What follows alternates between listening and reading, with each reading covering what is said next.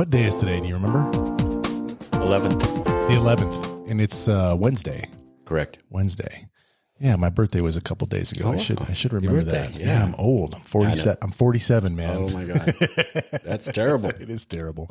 Hey, so I'm going to start out with a little joke, little dad joke here. This is a really, really bad one. What do you call a mountain bike trail for crazy people? Any idea? He knows. You know, I know you know this because I just told you. Yeah, I don't want to say it. It's a psychopath. Psychopath. Boo. All right. Yeah, that's it. Well, we have a special guest today. You want to take a minute, introduce yourself, sir? Sure. My name is Mark Flint, and I've been involved in mountain biking and trails in southern Arizona, actually going back into the late 80s, but as a resident here since the late 90s. Wow.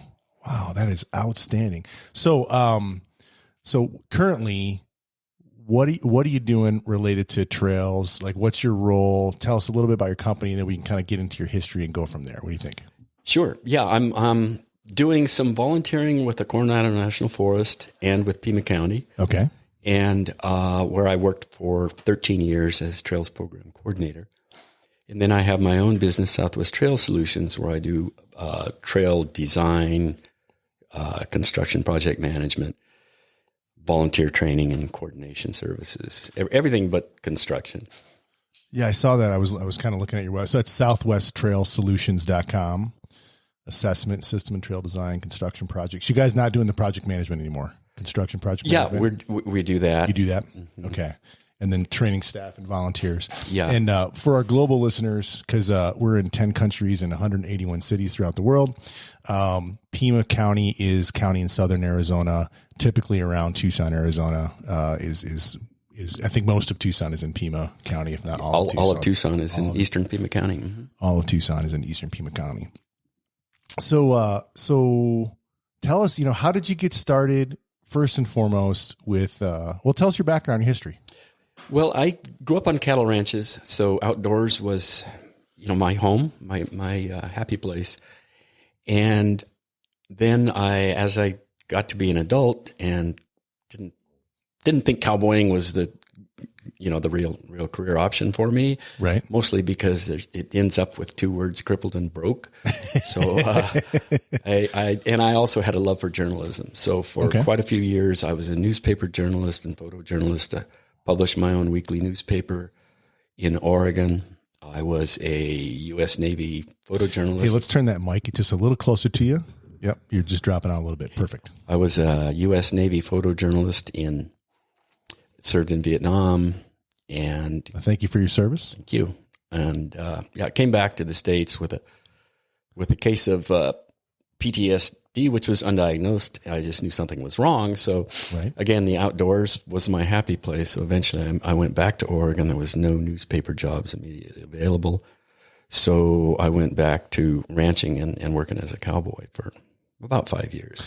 On the episode that we actually published yesterday, we had a guy, a local guy on, we call him Buzz. Sean Nelson is his name.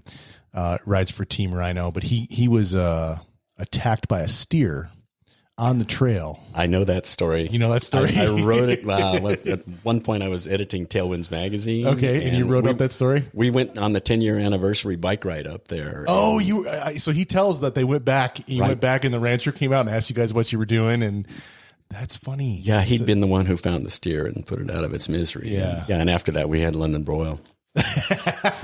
Just to commiserate or commensurate. Right. Oh, that's funny. It's such a small world. I didn't know the difference between a steer and a bull before that time. I also didn't know that you could actually have female cows that have horns. I didn't know that at all. So we learned a lot in the last. I'm from Detroit, not a ranch boy at all. So it was interesting to learn that. So so you said you had PTSD. How are you doing with that today? Thanks to the VA and their program, I'm doing pretty well. I went through that in 2008, so it was a lot of years of something wrong, self-medicating, a lot of things that weren't really helpful. But I got through it, and actually, with everything like that, there's a gift, and for me, that gift was being self-employed because of the trust issues. Right on. But you've been able to get over it, and the VA's got a great program to help folks with PTSD. And yes, they helped everybody in my group. We all came through it, and it's not easy. They do cognitive processing therapy, or did at that time, but it's extremely effective. It was life-changing. Yeah. So like, for our listeners, shout out to all our brothers and services in arms, prior combat veterans, or anyone that's gone through some type of traumatic stress in their life. If you're feeling that kind of, go seek help. And for our brothers and sisters, in arms, VA's got a great program for PTSD, and you don't need to try to tackle it by yourself. There's lots of people to help. Right. And you need help. Also, I lived with it for 40 years. That was totally unnecessary. Yeah. So don't wait. Don't wait. Tomorrow can be better. Absolutely. That's awesome. So, okay. So you're working on the ranch hands. So when did you get into mountain biking? When did you discover that? How did that happen? I was, I left the ranch, started a weekly newspaper, and then left that, and it's still running last I checked, but I went to work for the Daily, the Medford Mail Tribune in Oregon. Okay. And about that time was in the mid 80s, and I heard about these things called mountain bikes, and was like, well, I didn't have a horse anymore. That's a really good way to get out where I love to be. So we started biking, and there was some god-awful experiences. I don't know if you've heard of sticky mud, but Oregon has places where they have yellow sticky, gray sticky, black sticky, and we would, not knowing what the heck we were doing or where we were going, just old trails that I'd ridden on horseback. Right. And in springtime, when they were wet, your bike could weigh 100 pounds. Oh, wow. Easily. And wheels not turn. So it was a lot of learning, but it was all fun doing that. Right on. So you're like an OG. You're an OG mountain biker. OG mountain biker. I'm not biking much anymore because of some back problems. But yeah, I did it for a lot of years and loved it. Are you still riding the horses? Not at the moment. Okay. No, I was riding until about 2019. So for a good 10 years in there, I was doing mixing mountain biking and trail riding. And I'd like to give a shout out to the mountain bikers here, because my experience on horseback was that the mountain bikers were great trail companions to have, to people to meet on the trail, ride with. And of course, having been one myself, I kind of expected that. But it was really nice to be with equestrians and have all positive experience with mountain bikers. I never had a negative one. Well, that's good to hear. So this is something I'm not exactly sure what the right protocol is. So maybe we can do some education for our listeners right now. So if I'm a mountain biker and I see, some equestrian riders coming up on the trail, what's the right protocol? So what I do is I kind of pull off the trail and I let them approach me, because I'm not quite sure if I'm going to spook the horse, or I don't even know if that's a possible thing. It is a possible thing. And the horse's response, the fight or flight is flight. Right. And when they decide to go, God help if you're in the way. Right. Because they're a lot bigger. But so the most important thing is the human voice. Okay. Recognize that. You're wearing a helmet. They may not have been acclimated to mountain bikers, and they see the helmet and that's something strange to them. So they might be going towards fear. But typically equestrians ride shared trails have gotten their horses acclimated to bikes. Right. But yeah, stop, or at least offer to stop. A lot of times it makes more sense for the other user to pull off the trail and let you go by. Right. But make sure that they hear your voice. If you come up from behind, just use your voice. Okay. They're not used to bells. Okay. And ask the equestrian. And one thing that's kind of interesting, if you ask the equestrian, and the horse is obviously fidgety, and you can tell by looking at their ears. If their ears are laid back, they're mad. If their ears are forward, they're interested. If they're kind of flopping back and forth lazily, they're bored out of their skulls. Okay. But so you can kind of observe the horse, but if the horse is acting nervously, maybe a little prancing, the rider may be totally focusing on his communication cues with the horse and not really able to communicate to you. So just be patient. Okay. Typically that very rarely happens, but I have seen it now and then. So it sounds like communication's key. Communication is key, and awareness. Yeah. And way back years ago, we used to put on events, poker rides with the equestrians and mountain bikers. Together. Together. Really? Right. Okay. And what you do is you wouldn't necessarily ride together. And we had routes on the trail where you had them going the same distance and coming towards each other. But they wouldn't actually be on the same trail at the same time. Well, they would. Yeah. Okay. Yeah. In different ways. But also you got one or two throwaway cards if you had a partner if you're a mountain biker, if your partner was an equestrian. And in order to claim any of your prizes, you had to talk a little about your partner, what kind of bike they had, if you're an equestrian, what kind of horse. And the one problem with that was we would have to chase them out of the trailhead to get started because they get started talking and forget about the ride. Oh, that's interesting. So let me see if I can recap. So communication's key. You're watching to see like the behavior of the horse. Is it prancing? And then let me see if I got this correctly. You said if the ears are folded back, that means that the horse is upset and mad. Yeah, and mad. It's a fight thing. If ears are forward and that we're standing up, that means that they're interested in what's going on. Mm-hmm. And if they're kind of just like flopping around, they're like, oh, they don't care what's going on. Right. Yeah. They're half asleep basically. And sometimes the equestrian what's the right term? Is equestrian the term or equestrian rider? Okay, equestrian. So if the equestrian is focusing on communicating with his horse, he or she may not be able to actively communicate with you. Right. Because that'll be kind of a second priority to being able to stay on top of the horse instead of under it. And they don't like bells, or they don't know bells. Most of them don't know bells, but the human voice they know, and especially if it's calm. And horses can see almost directly behind them. Their eyes are pretty far out in their head, so they will see you coming up. So if you see a horse and you're approaching it from behind, approach slowly, because if you're coming fast, that's predator behavior. Yeah, okay. So the worst thing is to be like playing rock and roll music and going straight at them as fast as you can. Yeah. Okay, so there's our first public service announcement for our team. Okay, so you got into let's take it back to kind of your mountain bike history. You're not riding so much now, but you got into it in the mid '80s. You came in. So tell me about when you came from Oregon to Tucson. I have family who live here, so we would come out to visit. Okay. And I didn't take much to talk my brother-in-law into getting into mountain biking. So we would come out, and they had property over by off Golden Ranch Road. So out in up by the Chutes area. Yeah, 50-year trail. Yep. Yeah, and so I remember when we were just poking around trying to find trails, and then we found that the Chutes and the loop up over on the upper 50, middle gate. Yeah, we thought we died and gone to heaven because trails there weren't that many of them around. Right. Yeah, I think when let's see, I guess I settled in Tucson in early 2000, and that trail system was one of the first ones that I rode. I think the Chutes and Middlegate and Upper 50, all those trails out there. In addition to Fantasy Island, Star Pass, I think those were kind of the primary trails we were riding at that time.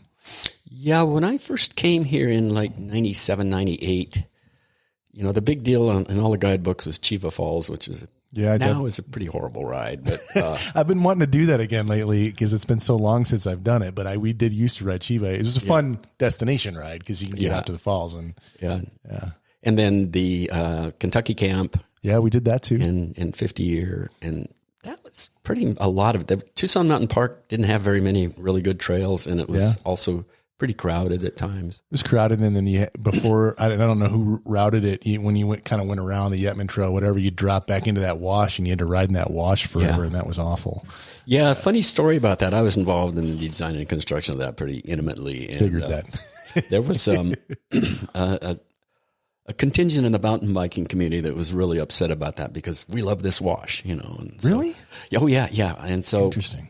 Kind of took that into consideration and left about the bottom, I think maybe 3/4 of the mile of the wash as an option. The last part where it went up, where you had to go up a real trail that was all rutted out. We closed that off because we had provided a much more sustainable alternative, but people were just, back then it was like bulletin boards and people were just really climbing all over us about that. And, you're ruining the trail and all that stuff. So, well, you still got that wash, but a lot of people really want the other way. So I kind of kept my eye on it after we finished it. And I don't know that I ever saw bike tracks in that wash after that. So. Yeah, no, I can say I've ridden it several times since you put that in, and I have never even thought I know exactly what you're talking about. And I'm like, no. Yep. This is single track, fun single track. And it's fun down at the bottom there, right? The way you guys set it up. It's kind of in and out and kind of goes back up and down. And why would I want to go grind through a wash when I can do that fun section that you guys have put in? It is a challenge. And like I told some of the people, it's like, we don't lack for sand for you to ride in elsewhere. Yeah. We got plenty of Go up and down the Rito River if you like. It's interesting. So every time I come around that ridge, I have and drop down to that wash or just cut that corner and come back, I have this weird feeling like the hairs in the back of my neck are sticking up. And I was telling a buddy of mine who was studying wildlife sciences in his master's program at University of Arizona, and he was out tracking mountain lions. And he's like, yeah, right up there on the opposite side of the canyon, there's a mountain lion den right there. And he's like, this is one of the lions that we track. And I'm like, well, this is why every time I come around here, I just feel like something's watching me. Something observing. There probably was something observing you. Yeah. Have you had any exchanges or interaction with mountain lions? I have not. And I in a way, I'm glad. And another way, it's like, damn it, why do other people get to see them and I don't? But I have, I've had... In Oregon, I had quite the interesting bear encounter one time on a trail, black bear. And tell us that story. I was riding. There's a lake in southern Oregon up near Prospect. It was a pretty man-made lake, but it had a trail all the way around it. I was riding in the fall. There was no people, and by myself. And I came screaming around a corner in an old campground, and there was a bear right on the trail, grubbing out of a stump to get some food.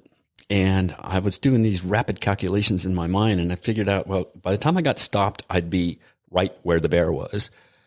So I was then starting to look for options to bail down the trail and try not to kill myself on a tree. And about that time, he saw me and gave a big woof and took off up the hill. So I didn't have to. So you never had to No, I never didn't have to crash it down below him. But yeah, that was quite interesting. And I've seen bears elsewhere out in the wild. But, right. And I know mountain lions have seen me. I know they've been around, but I have never seen one. I don't even know how many times I've ridden or hiked out in the desert, thousands, and I've never seen a mountain lion. And just like 6 months ago, my wife was climbing. She had ridden from Hope Camp, kind of up the Arizona Trail and around, and she was coming back down, and she was riding up the road here, Camino Loma Alta, back to her house, and climbing up that hill. A mountain lion ran 7 feet in front of her. Wow. Really close. And it's interesting. My dad, before he passed, he was a bike ranger at the Saguaro National Park East. Mm-hmm. And they had all kinds of people that said that they saw mountain lions all the time. And 9 times out of 10, it was a bobcat. Right.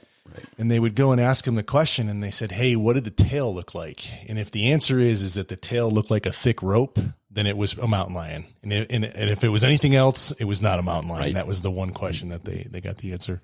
I've never had any mountain lions, but I did run into some bears. We did a 24-hour race in West Virginia, kind of right in the middle, like backwoods country, like kind of banjo type playing country. Mm-hmm.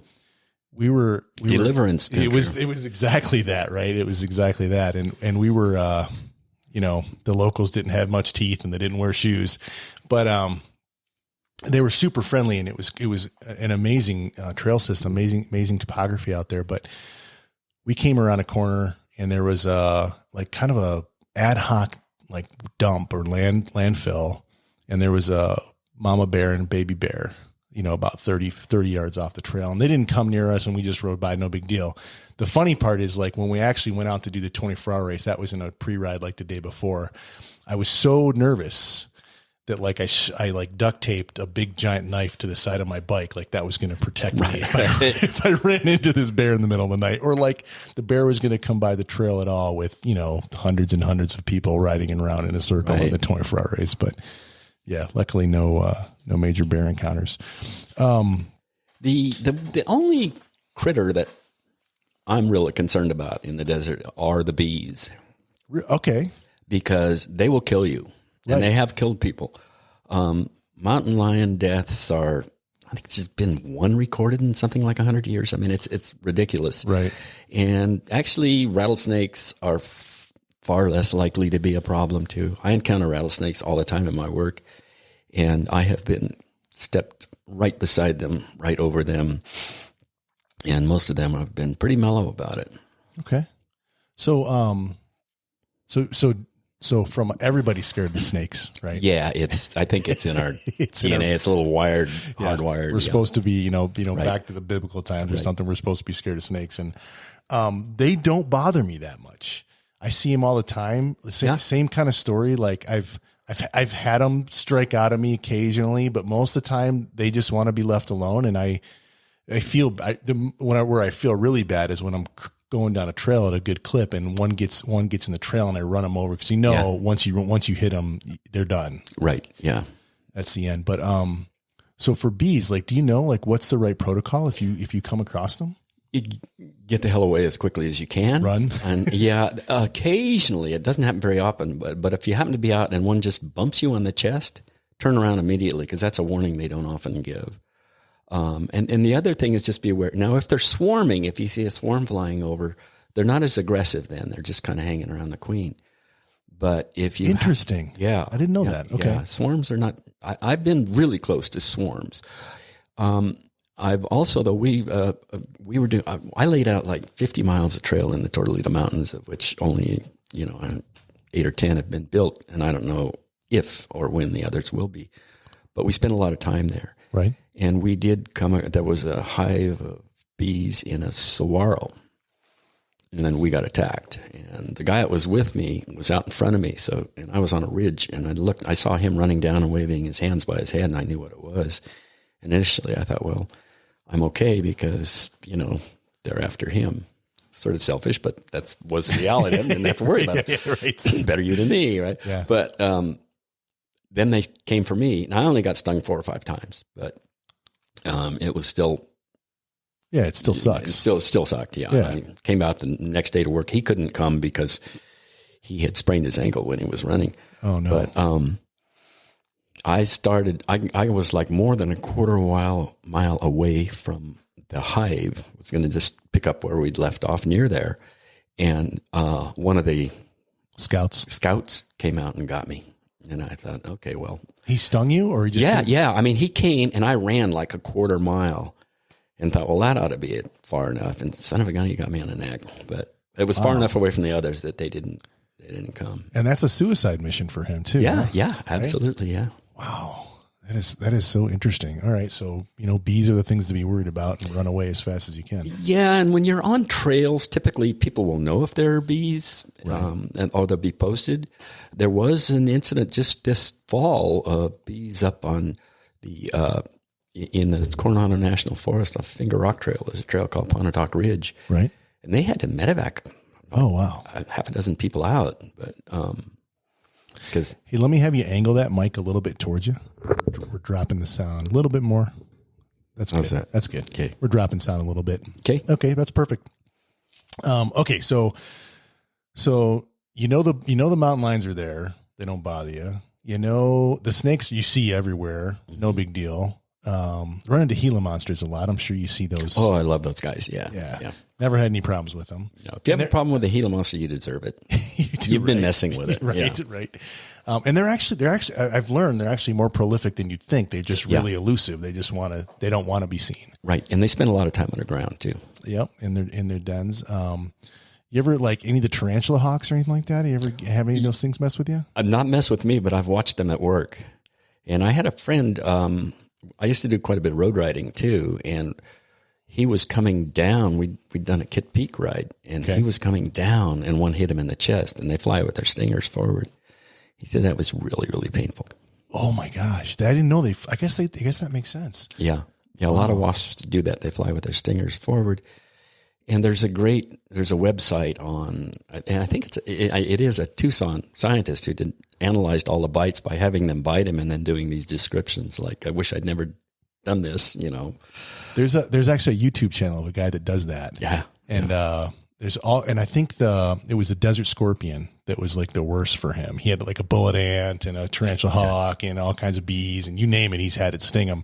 But it was the big desert scorpion that not scorpion, centipede. Oh yeah. The big red desert centipede was the one that was the worst bite for him, I think.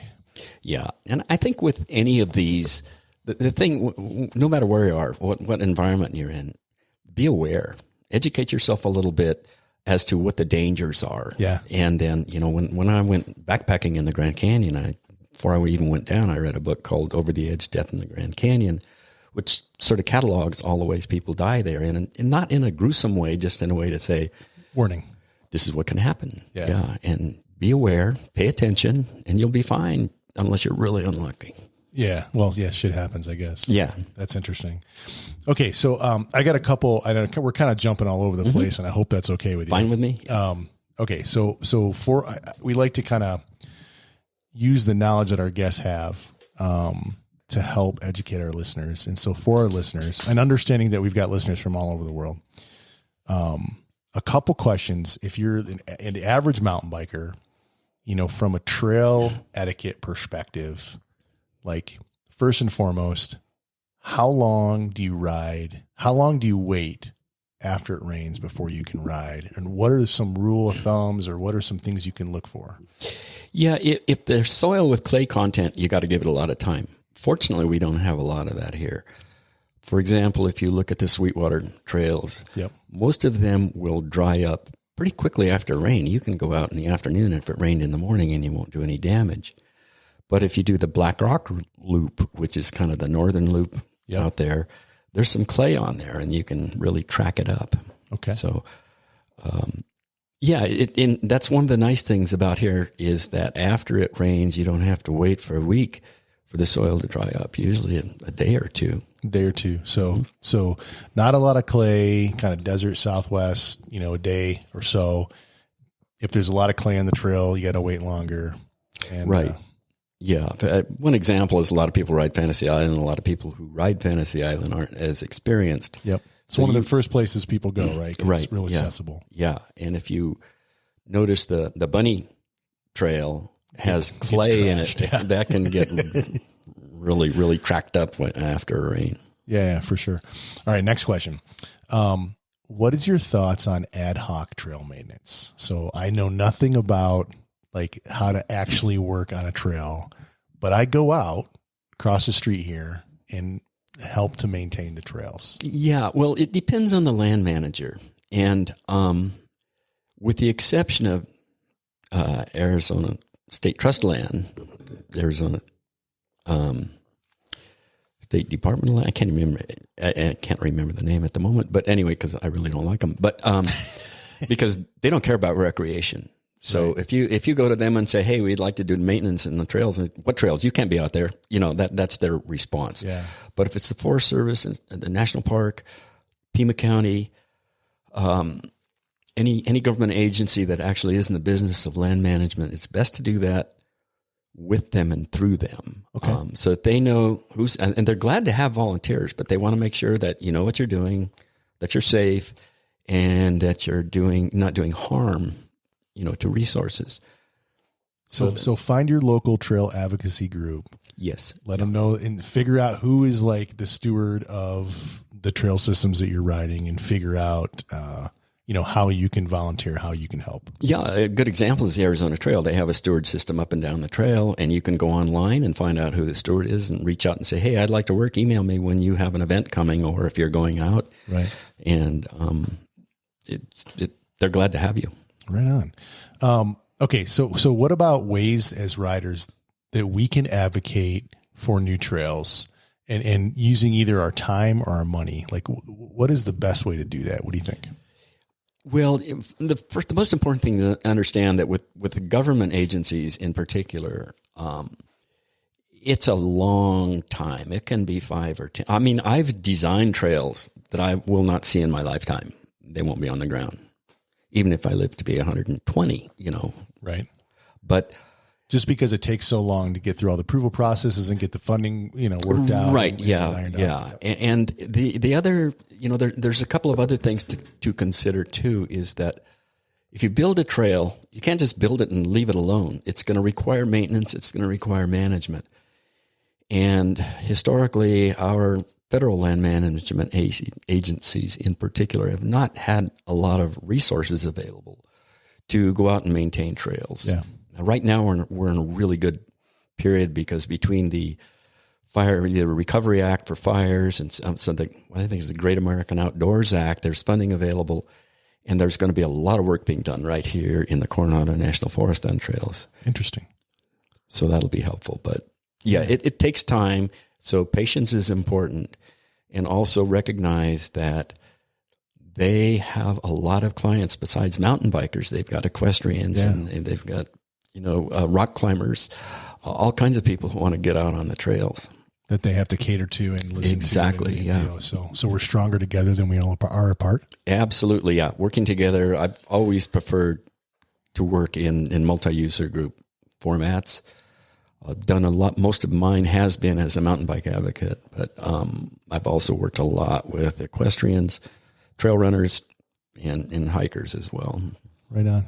Do you have any feel for like how big the different groups are?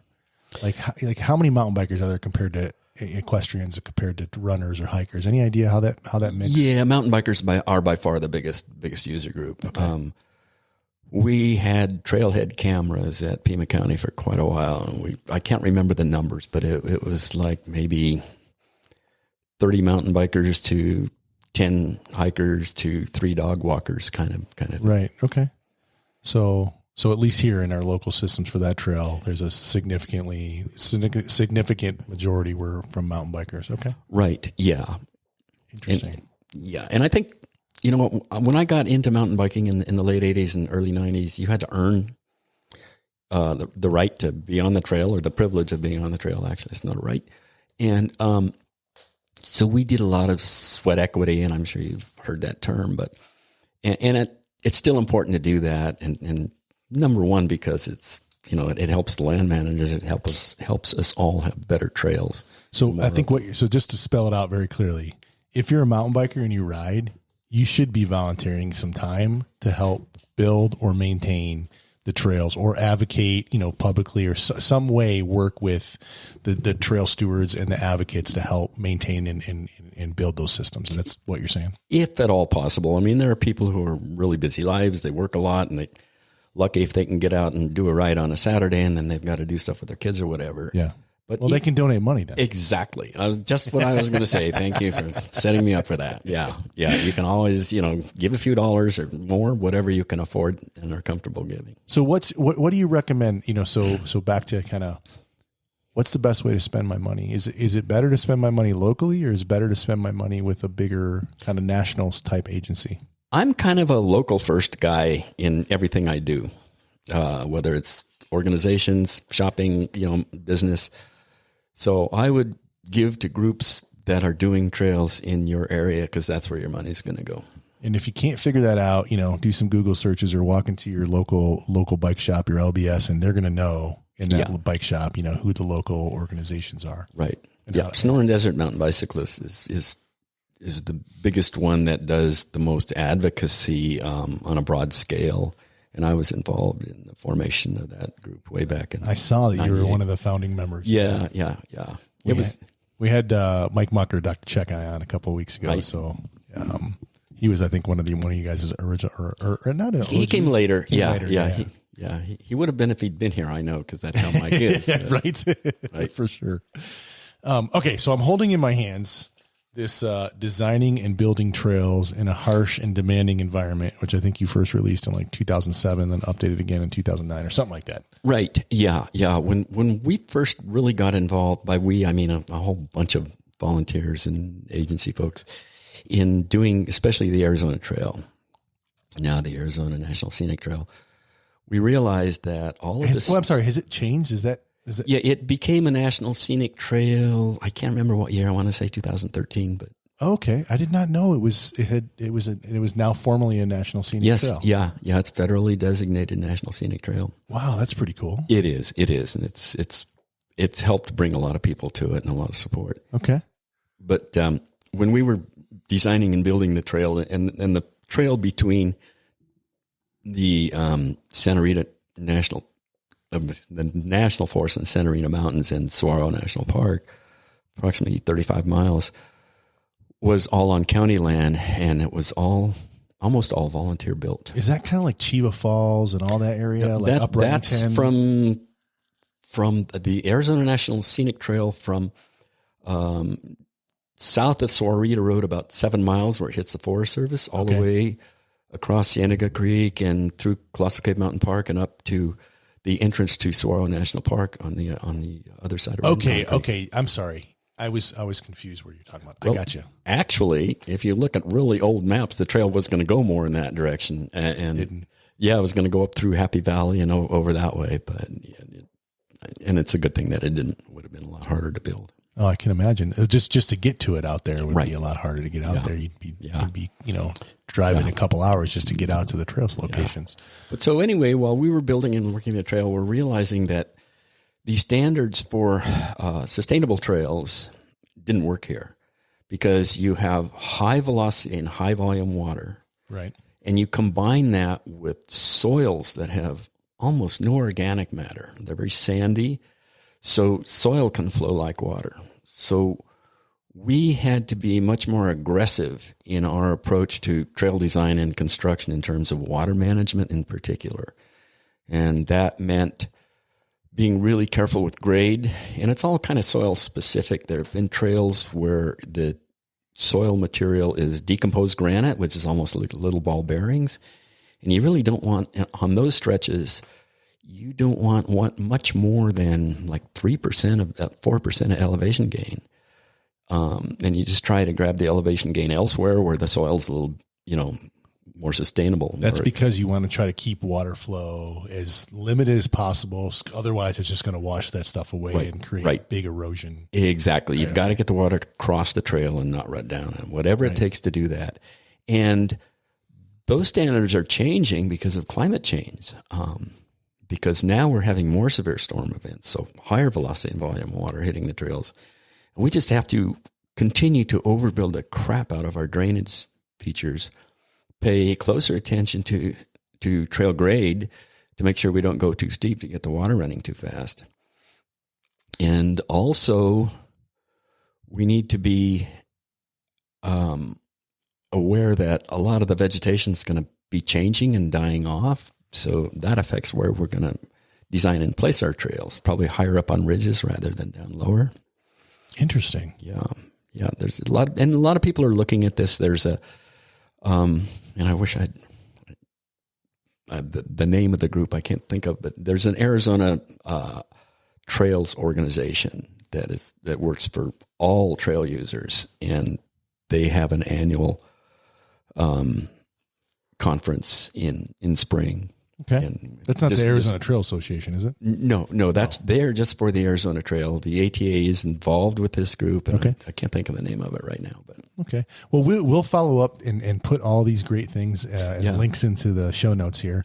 But so we're talking about your desert trail manual that you released. So how did this come about? So you were kind of telling us the story of like framing the need for this right guide. And then it just occurred to me with my journalism background that we need to get this out to people. Yep. And I know how to do that.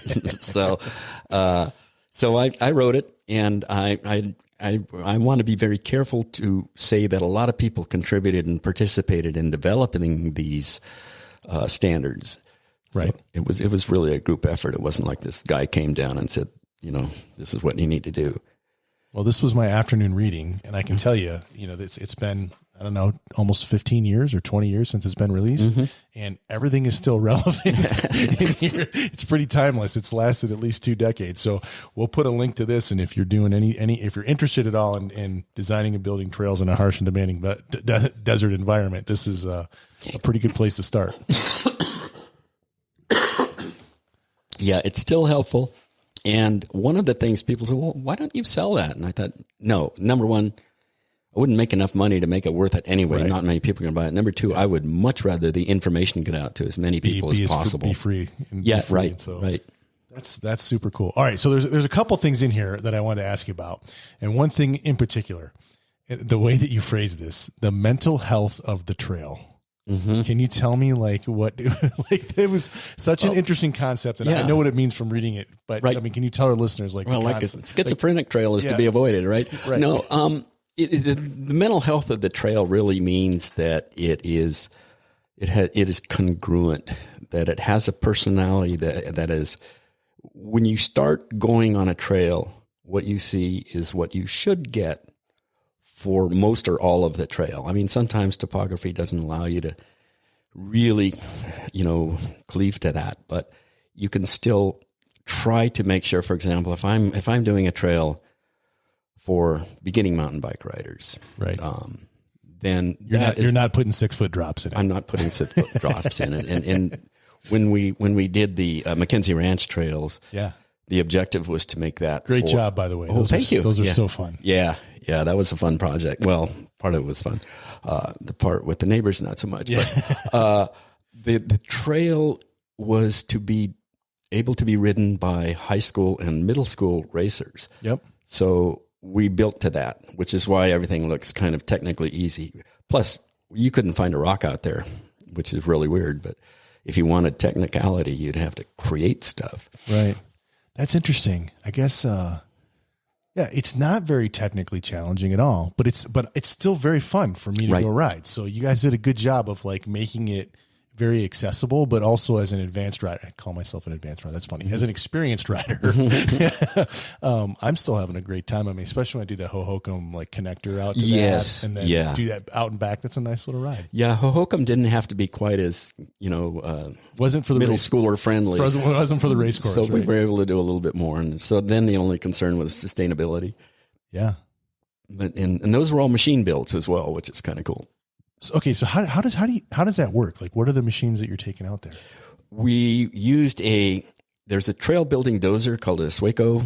Okay. Sutter Implements makes them, or Sutter, I think it's a different word now, but they're California and they make trail specific machines. Okay. And then a mini excavator follows up.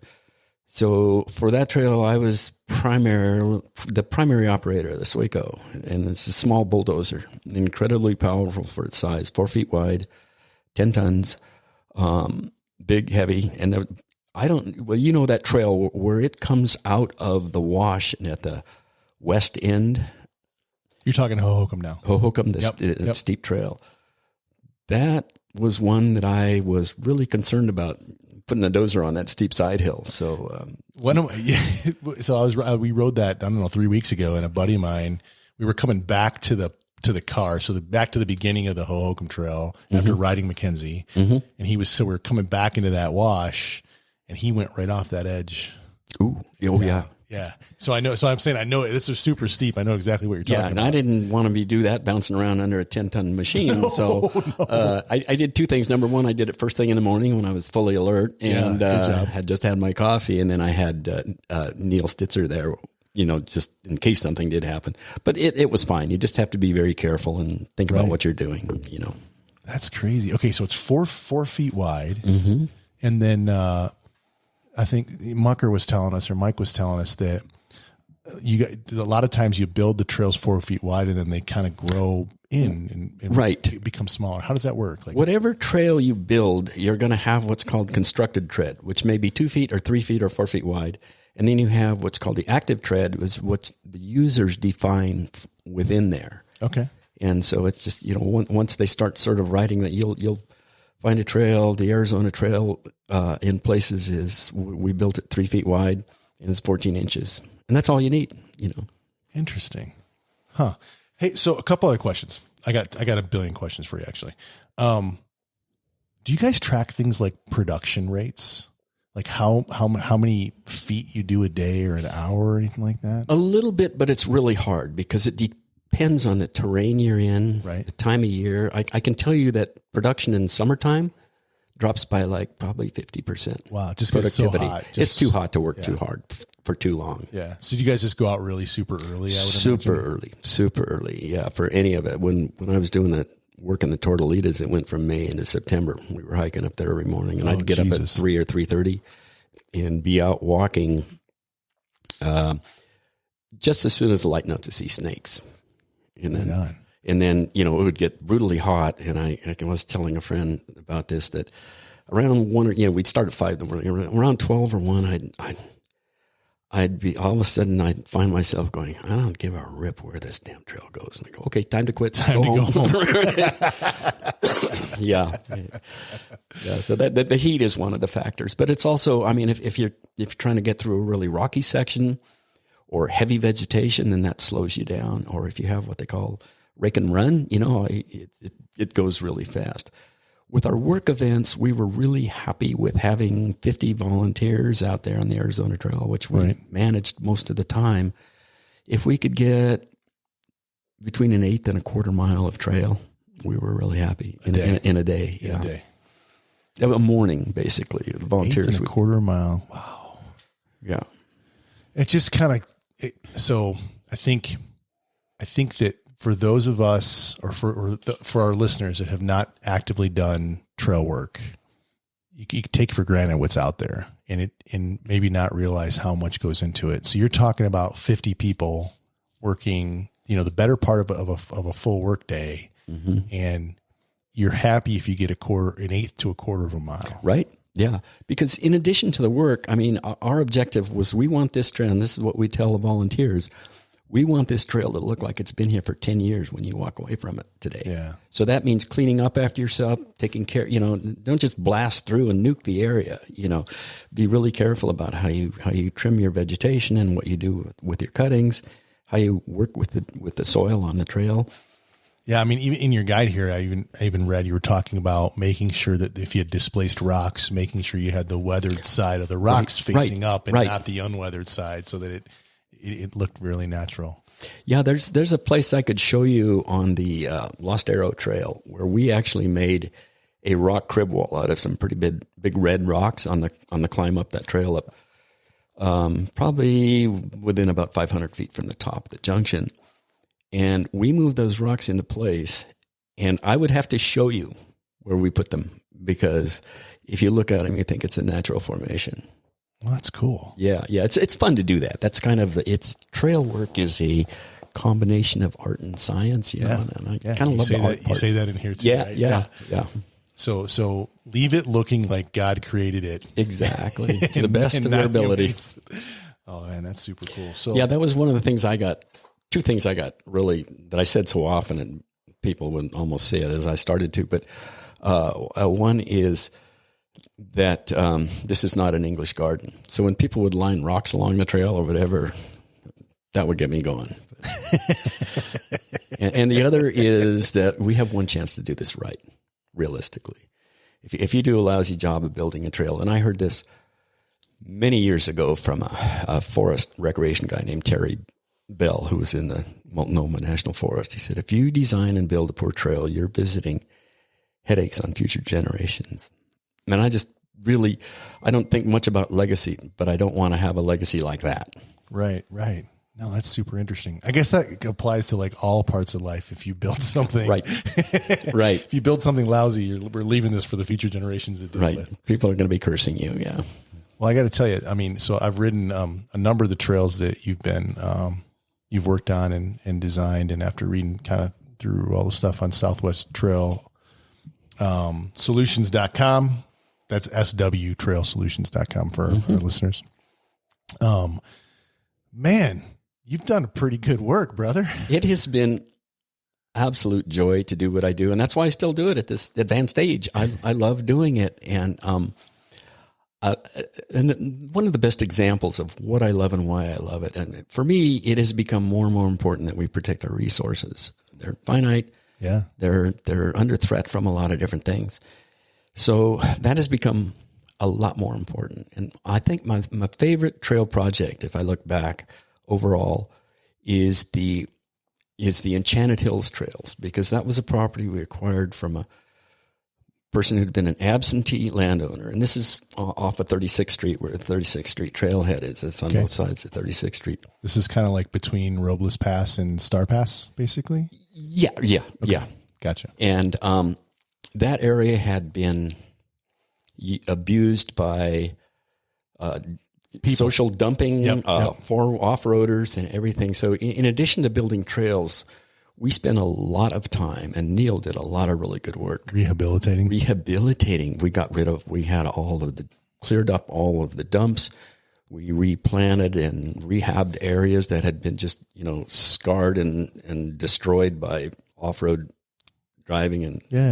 And so to see that area return to what it is now, what it had been, 30 years before, right, is just, it's a really good feeling, to know that you played a small part, however small, in making that happen. And we had a lot of volunteers. We had AmeriCorps crews coming out and working on it, and Neil and me on our machines dancing. It was really cool. Yeah, AmeriCorps. So my sister was in AmeriCorps. For our listeners, I guess you could kind of think of it like a domestic Peace Corps. Exactly. Yeah. Yeah. Where I think it's typically younger kids, kind of out of high school, will go, or college, or college will come and volunteer time, and great experience. My sister did all kinds of things from trail work to, she helped teach in New York City when they were short on teachers, right? All kinds of different things. So AmeriCorps is a pretty cool program for sure. Yeah. They do a lot of Habitat for Humanity things. I've worked with their crews a lot. Right on. That's very cool. All right. I got a selfish ask. I'm addicted to bike parks. You think we can ever get like some type of lift assisted bike park kind of flow trail thing going in Tucson? Is that in the cards, or is there anywhere where that would work? It's a real challenge. And, we have looked, and of course, you got to look at the National Forest because nothing else is high enough. We have that one trail in Enchanted Hills. Right. But, it's not lift assisted for sure. But, but that was a big win just to be able to get to do that. Right. And, I was surprised that we were able to, actually. I thought there'd be too much resistance. What about a Colossal Cave? Would there be opportunity to build out there? I don't think that would be an option out there. It would almost have to be either private or National Forest. You need enough distance where you can make it worthwhile. Yeah, okay. And so I was often trying to, there's so much private land on the backside of Mount Lemmon. That's kind of what I've thought is the best option for doing something like that. But I really don't know what's available. And I know it's frustrating. And, the operators of the ski resort seem to be just totally opposed to doing that. And they're like, they would rather not make that money, I guess, that could happen. Yeah, interesting. Well, maybe we should go lobby them down again, see what they say. Good luck with that. A lot of people have tried.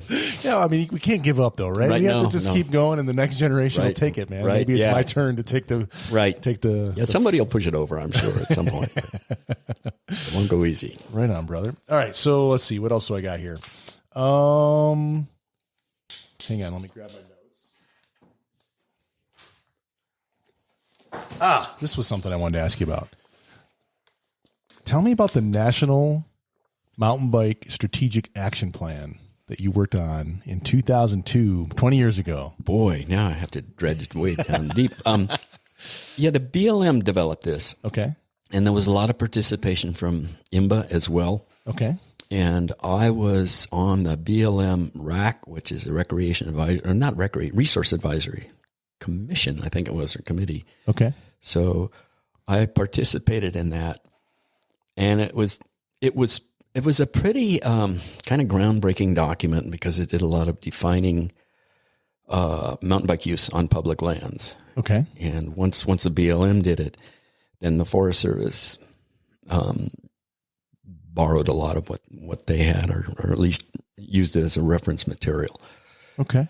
So is it still, have they updated it since it was initially put out, or is it still valid today, or do you know? It's probably, knowing the BLM, it probably hasn't been updated just because they have a lot of things to do. Yeah. My experience with the BLM is that, a lot of, and it's not everybody, but I've run into a lot of people that they think that, tectonic plate movement is recklessly speedy, but so they don't do anything fast. That's cool. I've worked on similar projects in my profession in the Defense Department with different groups, government acquisition groups, and it's the same type of thing. Like you get that big machine, and everyone's got. It's interesting. Like I can imagine with all the land managers that you deal with, the fact that they have, first of all, they're significantly understaffed, they're significantly under resourced and under budgeted, and they've got so many different priorities they have to manage. And for the most part, and it's like the same with the government agencies I deal with. They're all good people with the right objectives, and they care, and they're trying to do the right thing. It's just they're so stretched thin. It's hard for them to hard for you to get their attention.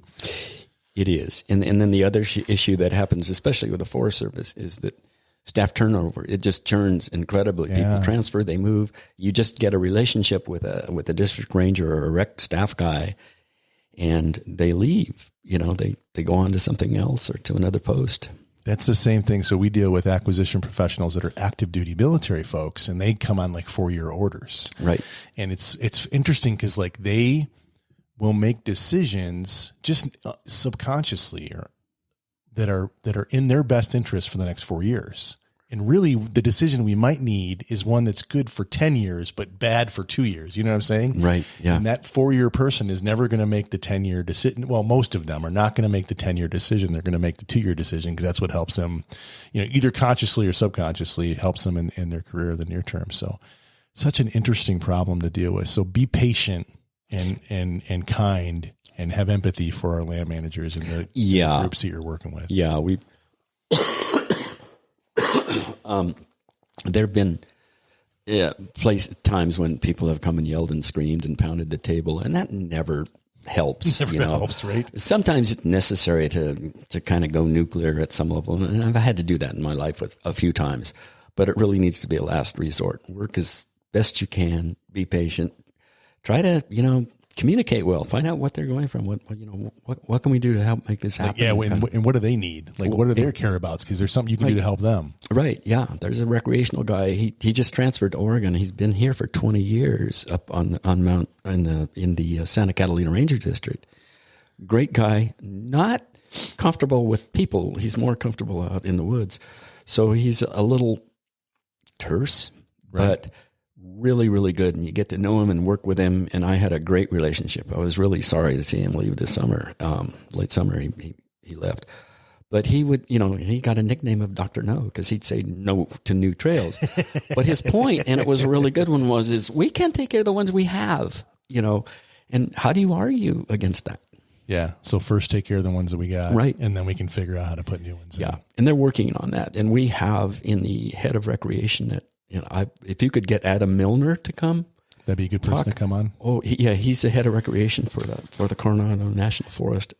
And he's really sharp, really good, great to work with. And I've known him for a lot of years. He actually was in Oregon where I was, the first trail system that I ever. Is that people just come back and forth between Tucson and Oregon? Is that what you're supposed to do? Looks like it. Yeah. Well, he came in through the National Park Service. He was with the BLM, and then he was National Park Service Rivers and Trails Conservation Assistance Program, which helps communities do projects, river trails or trails. And now he's with a Coronado, and they're really lucky to have him.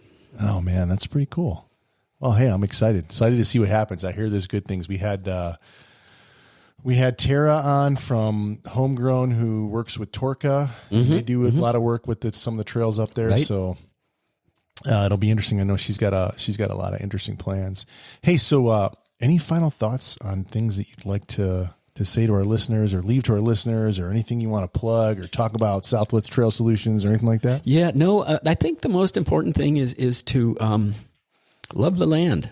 It's really important that we do our best to take care of it. It's in whatever role we play, whether we're recreating or land manager or stewards, and the older I get and the longer I'm around looking at this stuff, the more important that seems to me that you can't just go out and abuse it and use it and then future generations will have nothing, So love the land.